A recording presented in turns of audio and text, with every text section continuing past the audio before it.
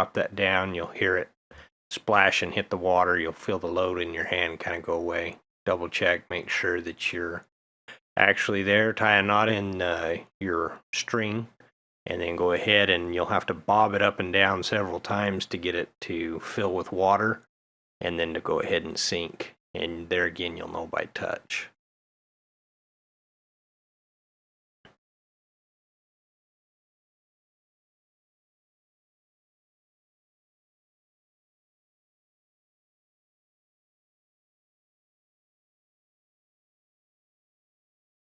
And there you see it going right down the well. Once you hit the bottom, you'll pretty much stop and you won't feel anymore. Pull the slack out of it, tie a knot in it, and the next step will be to go ahead and pull that up and measure your distances. So we've just got a 100-foot tape measure, going to roll it out and measure it away.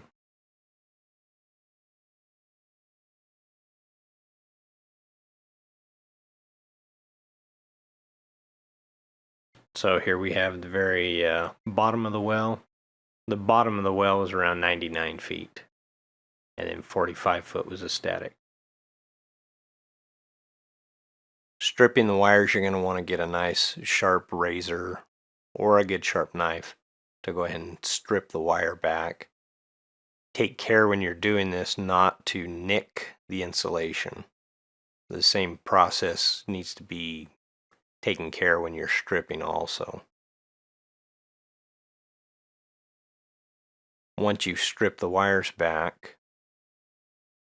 make sure that you have nice even amounts on each one for the butt connectors to fit properly into. Put on the splice kit material. Make sure that you don't forget to put on the heat shrinks. It's one of the #1 problems that happens out in the field is you forget to put one of those on there and you've already made the butt connections and then you have to start all over again. Crimp those with a lot of force on that. You want to make sure that you get a nice, even, good crimp. Once you have those crimped onto the wire, we're going to go ahead and crimp those onto the pump itself.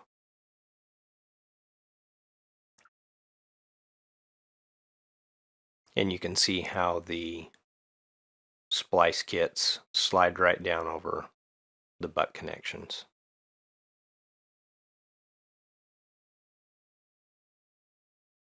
Once we have all those in place, we'll go ahead and take a propane torch and evenly heat all the way around.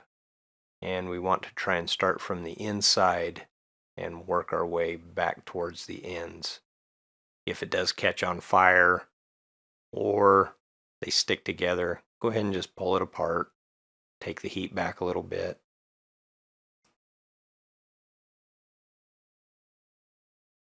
And just evenly take that flame and work yourself all the way around it.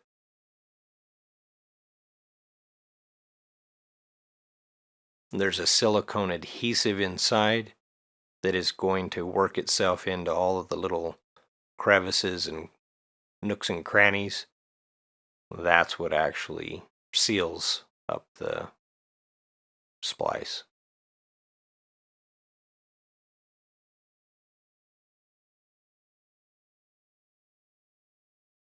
You can see in the close-up the silicone adhesive starting to come out.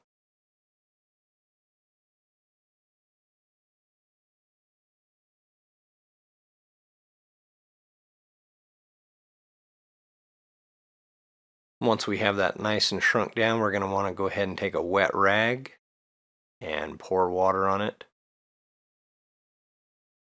and lightly go around. These are still very hot and will move. Lightly cool them off, and that's going to cause the splice to harden up and not slide around.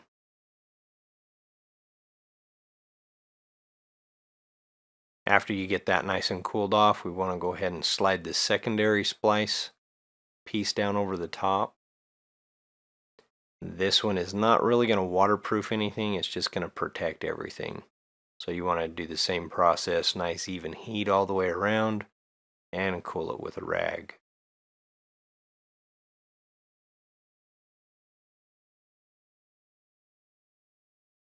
Take black tape and go ahead and just lightly wrap that around all the way up across the splice. This is just one more added protection to your splice.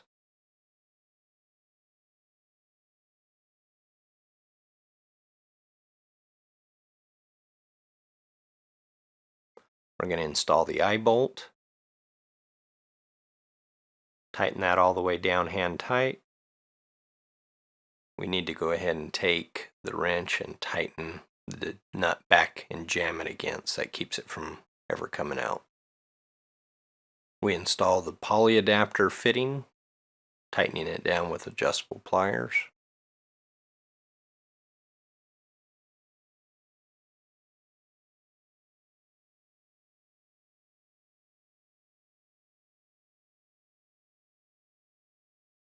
And here's kind of the kit that we're going to install.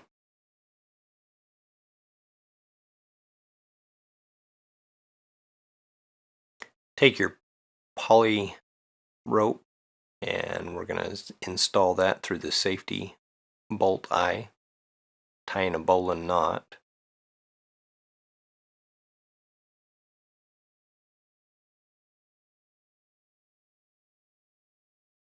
And go ahead and use the tape to secure that so that the knot can never come undone.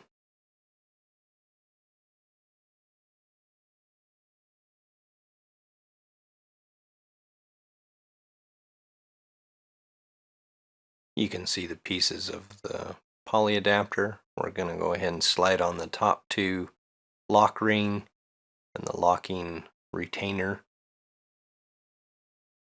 first, and then install the actual barb into the poly pipe.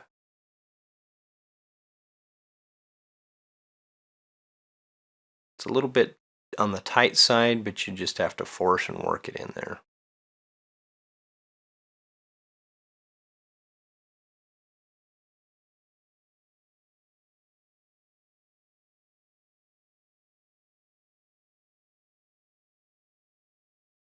Once you have that on there, let's go ahead and finish it up by installing the lock ring on the top side. Use your adjustable pliers to go ahead and finish it off and get it nice and tight.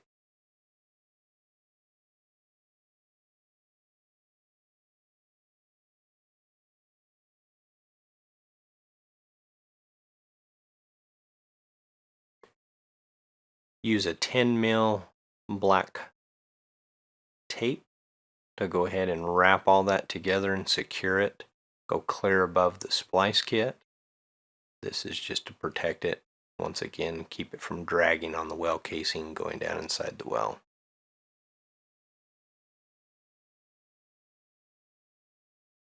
Roll out your poly pipe and your safety rope.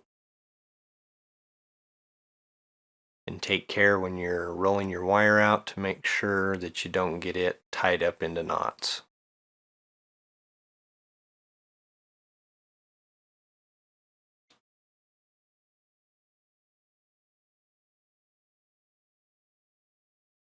We measured the length of the pipe, cut it to length, and then now we're going to go ahead and install the fitting kit through the well seal,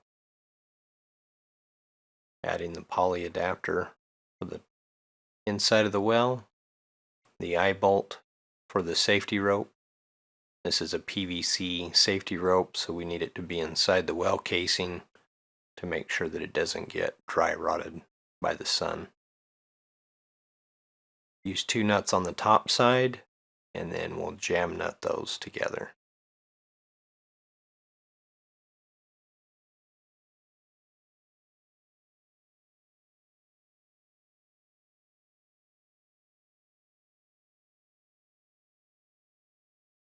Same process is going to be applied to this poly adapter as was on the other end.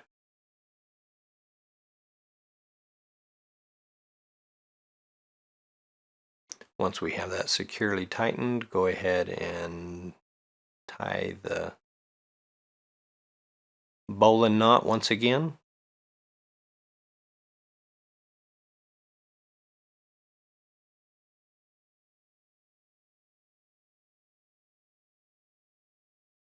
And secure it with tape.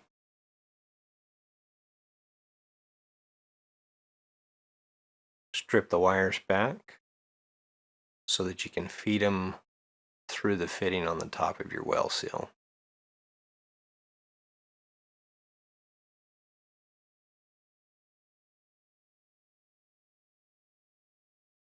This is where we're going to make the connection going from this into the junction box at the wellhead. Secure the wire safety rope and poly pipe about every 10 feet with a 10 mil tape. Once you have all that, you're ready to install into the well. Go ahead and drop it down nice and slow, making sure that nothing drags or hangs up.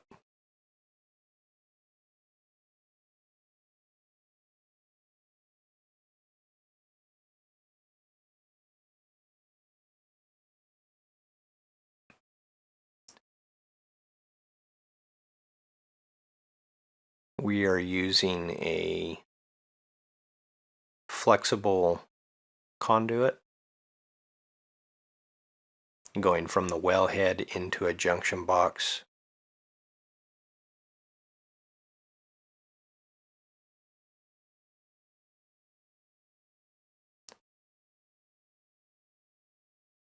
Go ahead and strip the wires back and install your wire nuts.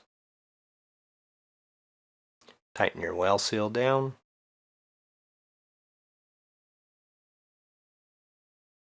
And tighten any additional plumbing.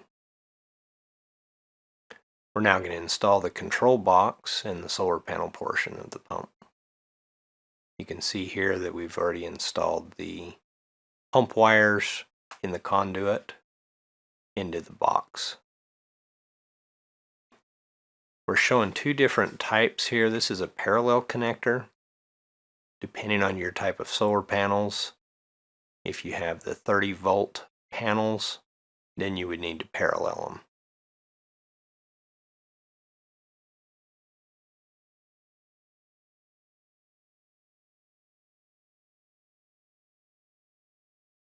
It's always important to make sure that you check your voltages once you have these attached to make sure that you do not have too much voltage. If you exceed 45 open circuit volts, it will damage the controller. And here we're showing just a little bit of power.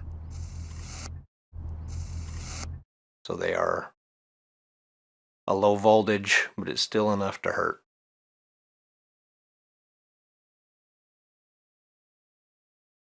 We're showing you the voltage coming off the panels.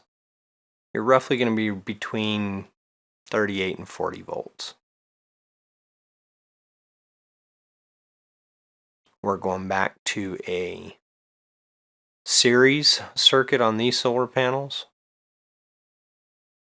using the interconnect, and that's the setup for your series circuit. It's always important to also take the wires and do your wire management and zip tie those up out of the way or fasten them to the rack. We want to go ahead and disconnect the power while we're installing the interconnect solar panels into the control box.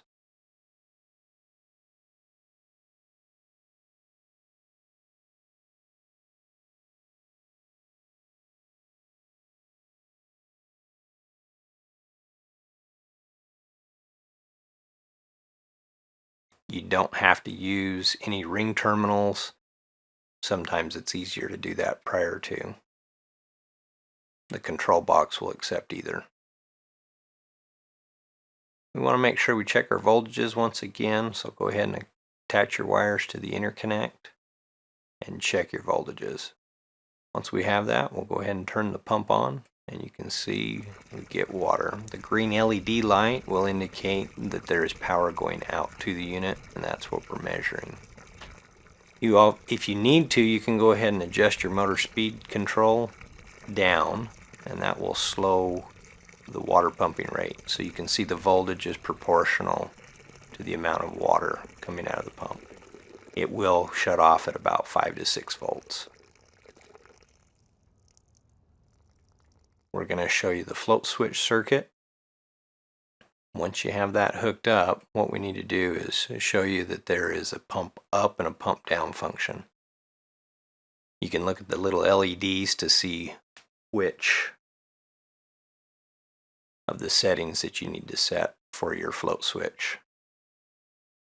If you are in the opposite position, you can put dip switch number 4 in the up position, and that will reverse the logic.